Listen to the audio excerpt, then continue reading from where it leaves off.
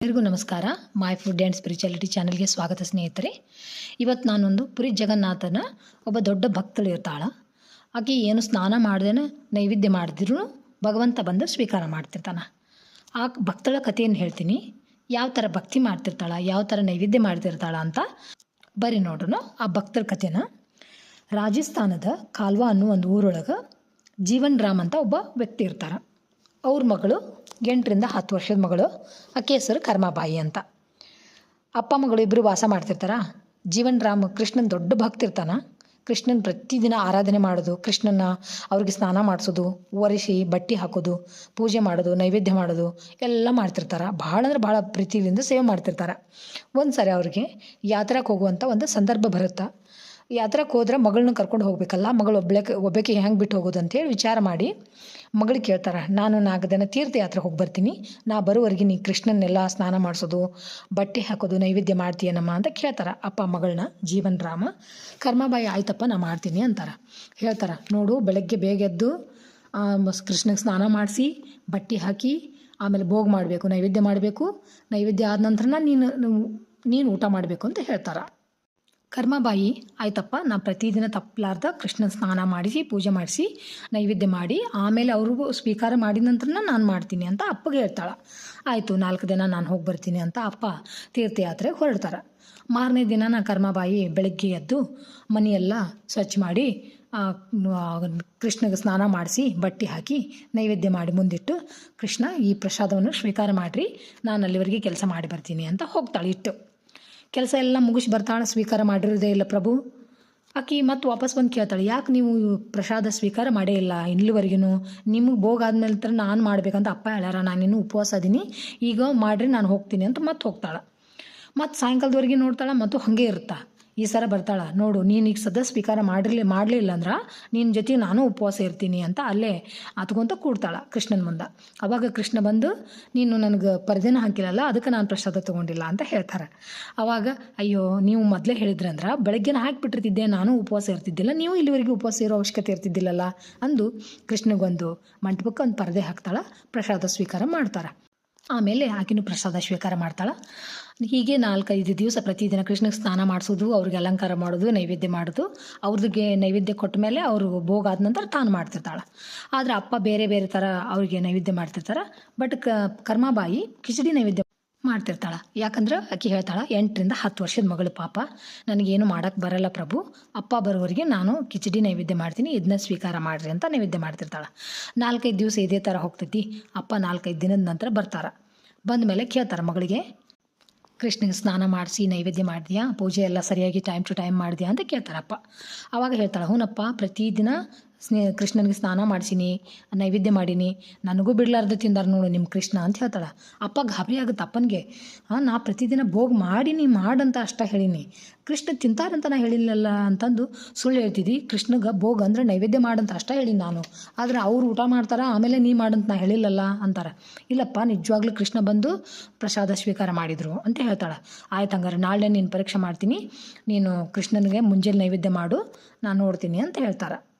ಕರ್ಮಾಬಾಯಿ ಮಾರನೇ ದಿನ ಬೆಳಗ್ಗೆ ಬೇಗ ಎದ್ದು ಕೃಷ್ಣಗೆ ಸ್ನಾನ ಮಾಡಿಸಿ ಅಲಂಕಾರ ಮಾಡಿ ಕಿಚಡಿ ಮಾಡಿ ನೈವೇದ್ಯ ಮಾಡಿ ಕೃಷ್ಣಗೆ ಹೇಳ್ತಾಳೆ, ಇಟ್ಟು ಪರದೆ ಹಾಕಿ ಕೃಷ್ಣ ಪ್ರಸಾದ ಸ್ವೀಕಾರ ಮಾಡಿರಿ ಅಂತ ಹೇಳ್ತಾಳೆ. ಬಟ್ ಅವತ್ತು ಕೃಷ್ಣ ನೈವೇದ್ಯ ಸ್ವೀಕಾರ ಮಾಡೋದೇ ಇಲ್ಲ.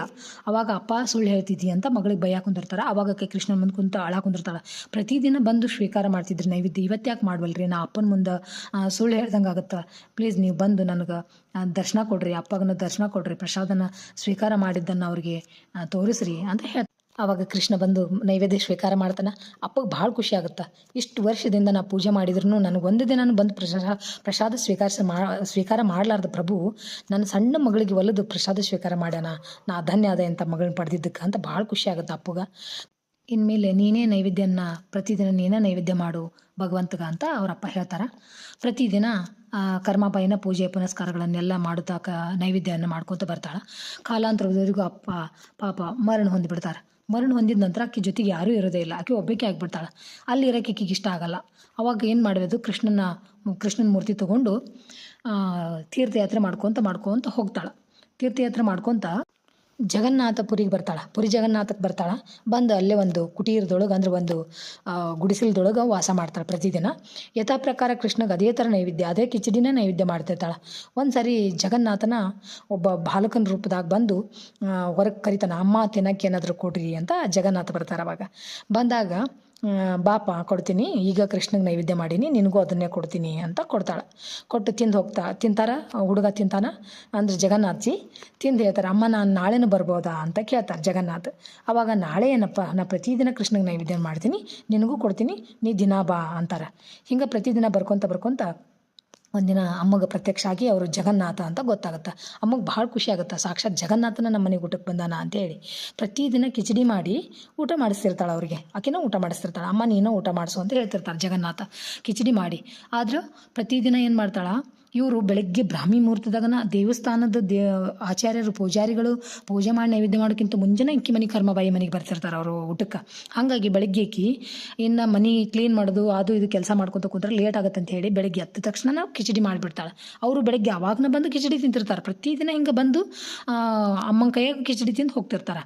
ಅಂದ್ರೆ ಫಸ್ಟ್ ಇಲ್ಲಿ ಕರ್ಮಾಬಾಯಿ ಕೈಯಿಂದ ಪ್ರಸಾದ ಸ್ವೀಕಾರ ಮಾಡ್ಕೊಂಡು ಹೋದ ನಂತರ ಅಲ್ಲಿ ಜಗನ್ನಾಥ ಮಂದಿರದೊಳಗೆ ನೈವೇದ್ಯ ಮಾಡ್ತಿರ್ತಾರೆ. ಪ್ರತಿದಿನ ಹಿಂಗೆ ಆಗ್ತಿರ್ತೈತಿ. ಒಂದು ಸಲ ಕರ್ಮಾಬಾಯಿ ಮನೆಗೆ ಒಬ್ಬರು ಸನ್ಯಾಸಿ ಬರ್ತಾರೆ. ಬಂದಾಗ ಅಚಾನಕ್ಕಾಗಿ ನೋಡ್ತಿರ್ತಾರೆ, ಈಕೆ ಸ್ನಾನ ಏನು ಮಾಡ್ಲಾರ್ದ ಕೃಷ್ಣಗೆ ನೈವೇದ್ಯ ಮಾಡಿರ್ತಾರಲ್ಲ ಅದನ್ನು ನೋಡ್ತಾರೆ. ಅವರು ನೋಡಿ ಏನಂತಾರ, ಕರ್ಮಾಬಾಯಿ ನೀನು ಈ ಥರ ಸ್ನಾನ ಮಾಡಲಾರ್ದ ದೇವರಿಗೆ ನೈವೇದ್ಯ ಮಾಡಬಾರ್ದು, ನೀನು ಸ್ನಾನ ಎಲ್ಲ ಮಾಡಿ ಶುಚಿಯಾಗಿನ ನೈವೇದ್ಯ ಮಾಡಬೇಕು ಅಂತ ಕರ್ಮಾಬಾಯಿ ಹೇಳ್ತಾರೆ. ಅವಾಗಕಿ ಆಯಿತು ಇನ್ಮೇಲೆ ಅದೇ ಥರ ಮಾಡ್ತೀನಿ ಅಂತ ಹೇಳಿ ಮಾರನೇ ದಿನ ಬೆಳಗ್ಗೆ ಜಲ್ದಿ ಎದ್ದು ಮನೆ ಕಸ ಗುಡಿಸಿ ಕಲ್ವರಿಸಿ ಸ್ನಾನ ಮಾಡಿ ಕೃಷ್ಣಗೆ ಸ್ನಾನ ಮಾಡಿಸಿ ಪೂಜೆ ಮಾಡಿ ನೈವೇದ್ಯ ಮಾಡೋಕೆ ಲೇಟ್ ಆಗಿಬಿಡ್ತೈತಿ. ಜಗನ್ನಾಥ ಬರ್ತಾರೆ, ಕರ್ಮಾಬಾಯಿ ಬೇಗ ನೈವೇದ್ಯ ಕೊಡು, ಜಲ್ದಿ ಕೊಡು, ನೈವೇದ್ಯ ತಿನ್ನಿಸು, ನಾನು ಹೋಗಬೇಕು ಅಲ್ಲಿ ದೇವಸ್ಥಾನದ ಬಾಗಿಲು ತೆಗಿತಾರೆ, ಅಲ್ಲಿ ತೆಗೆದು ನಾನು ಅಕಸ್ಮಾತ್ ಇರಲಿಲ್ಲ ಅಂದ್ರೆ ಪೂಜಾರಿ ಗಾಬರಿನ ಹಾಕಾರ ಅಂತ ಹೇಳ್ತಾರೆ. ನಿಂದಿರಿ ಪ್ರಭು, ಇನ್ನು 5 ನಿಮಿಷ ನಿಂದಿರಿ, ಇನ್ನು 5 ನಿಮಿಷ ನಿಂದಿರಿ ಅಂದ್ರೆ ಭಯಂಕರ ಲೇಟ್ ಮಾಡಿಬಿಡ್ತಾಳೆ. ಅವತ್ತು ಲೇಟ್ ಆಗಿಬಿಡ್ತೈತಿ. ದೇವಸ್ಥಾನದ ಬಾಗಿಲು ತೆಗೆದು ಜಗನ್ನಾಥ ಪ್ರಭುಗೆ ಗೊತ್ತಾಗುತ್ತೆ. ಕರ್ಮಾಬಾಯಿ ಇನ್ನೂ ತಿನ್ನಿಸ್ತಿರ್ತಾಳೆ. ಕರ್ಮಾಬಾಯಿ ಇವತ್ತು ಸಾಕು, ನೀ ಭಾಳ ಲೇಟ್ ಮಾಡಿಬಿಟ್ಟಿದ್ದು ಇವತ್ತು ಪ್ರಸಾದ ತಿನ್ಸಾಕ, ಅಲ್ಲಿ ದೇವಸ್ಥಾನ ಬಾಗಿಲು ತೆಗಿತಾರೆ, ನಾನು ಈಗ ಹೋಗ್ಬಿಡ್ತೀನಿ ಅಂಥೇಳಿ ಹೋಗ್ಬಿಡ್ತಾರೆ ದೇವಸ್ಥಾನಕ್ಕೆ. ಹೋಗಿ ಅಲ್ಲಿ ಅವರು ತಮ್ಮ ಸ್ಥಾನದೊಳಗೆ ನಿಂದಿರ್ತಾರೆ. ಪೂಜಾರಿ ಬಂದು ಕದ ತೆಗಿತಾನೆ. ಕದ ತೆಗೆದ ತಕ್ಷಣ ದೇವಸ್ಥಾನದೊಳಗೆ ಮಂದಿರದೊಳಗೆಲ್ಲ ಘಮ ಘಮ ನೈವೇದ್ಯದ ಸ್ಮೆಲ್. ನಾವು ಈಗ ದೇವಸ್ಥಾನದ ಬಾಗಿಲು ತೆಗ್ದೀವಿ, ಇನ್ನೂ ಭೋಗನೂ ಮಾಡಿಲ್ಲ ಪ್ರಭುಗೆ, ಇದು ಹೆಂಗೆ ವಾಸನೆ ಬರಾಕುಂತೈತಿ ಅಂತ ವಿಚಾರ ಮಾಡ್ತಾರೆ. ಆಮೇಲೆ ಪ್ರಭುವಿನ ಮುಖ ನೋಡ್ತಾರೆ. ಅವ್ರ ಬಾಯಿ ಒಳಗೆ ಒಂದು ಬಾಯಿ ಕಡೆ ಒಂದು ಅನ್ನದ ಅಗಳಿ ಇರ್ತೈತಿ. ಅದನ್ನು ನೋಡಿ ಅವ್ರಿಗೆ ಪೂಜಾರಿಗೆ ಭಾಳ ಸಿಟ್ಟು ಬರ್ತೈತಿ. ದೇವಸ್ಥಾನದ ಬಾಗ್ಲ ಹಾಕಿದ್ರು ದೇವಸ್ಥಾನದೊಳಗೆ ಯಾರೋ ಪ್ರಭುವಿಗೆ ನೈವೇದ್ಯ ಮಾಡ್ಯಾರ ಅಂತ ಭಾಳ ಸಿಟ್ಟು ಬಂದುಬಿಡ್ತೈತಿ. ಬಂದು ಅವ್ರು ಅಲ್ಲಿ ಜಗನ್ನಾಥ ದೇವಸ್ಥಾನದ ರಾಜ ಇರ್ತಾರೆ.